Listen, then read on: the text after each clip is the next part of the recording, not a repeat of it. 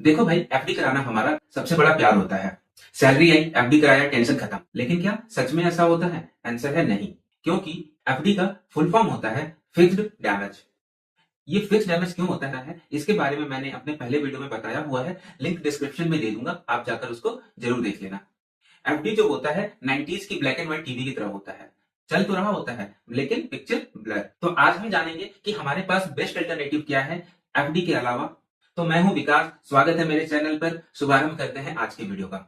Best alternative है investment के लिए कि अपने फंड को 4 पार्ट में डिवाइड करना चाहिए और डाइवर्सिफाइड करना चाहिए। ये 4 पार्ट कौन कौन से हैं, चलिए हम देखते हैं। पहला है रिस्क फ्री इन्वेस्टमेंट, सेकंड है लो रिस्क इन्वेस्टमेंट, थर्ड है मीडियम रिस्क इन्वेस्टमेंट, फोर्थ है हाई रिस्क इन्वेस्टमेंट। आज दुनिया बहुत तेजी से चेंज हो रही है और मॉडर्न होती जा रही है।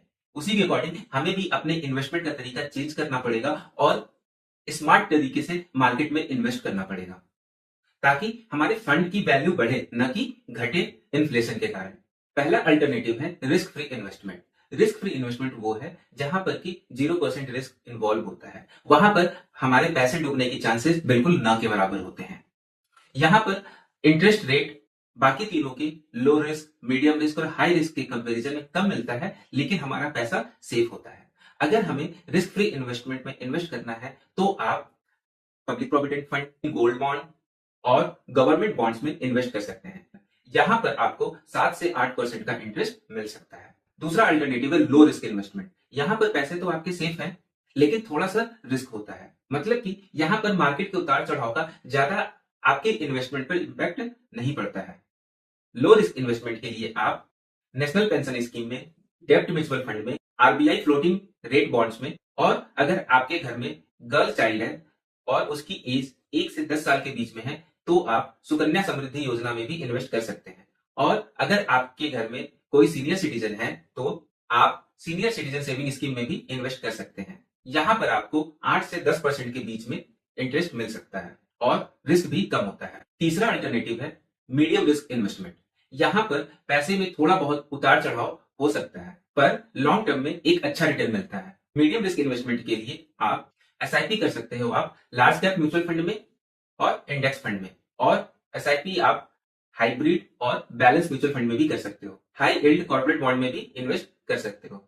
यहाँ पर आपको 10 से 12% का रिटर्न मिलेगा। यह रिटर्न लो रिस्क से तो ज्यादा होता है लेकिन हाई रिस्क से कम होता है। लेकिन इसमें रिस्क भी लो रिस्क से ज्यादा होता है लेकिन हाई रिस्क से कम होता है। तो हमें यहाँ पर इन्वेस्टमेंट बहुत सोच समझ के करना चाहिए और जांच पड़ताल करके ही करना चाहिए। तो भाइयों और उनकी बहनों, दिल थाम कर बैठ जाइए, क्योंकि आ गए हैं सबके पापा जी हाई रिस्क इन्वेस्टमेंट, जो कि चौथा अल्टरनेटिव है। यहाँ पर दिल भी स्ट्रांग होना चाहिए और पेशेंस भी, क्योंकि मार्केट कभी ऊपर तो कभी नीचे, बिल्कुल रोलर कोस्टर राइड की तरह।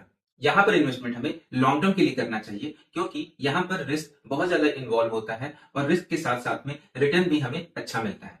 यहाँ पर आपको 15% से ज्यादा का रिटर्न लॉन्ग टर्म में मिल सकता है। हाई रिस्क इन्वेस्टमेंट के लिए आप कंपनियों के शेयर्स परचेस कर सकते हैं।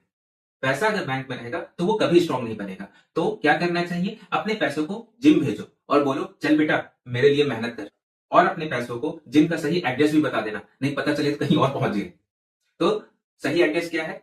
Systematic investment plan, public provident fund, national pension scheme and mutual funds. FD में पैसा सुलाना बंद करो और सही जगह इन्वेस्ट करो।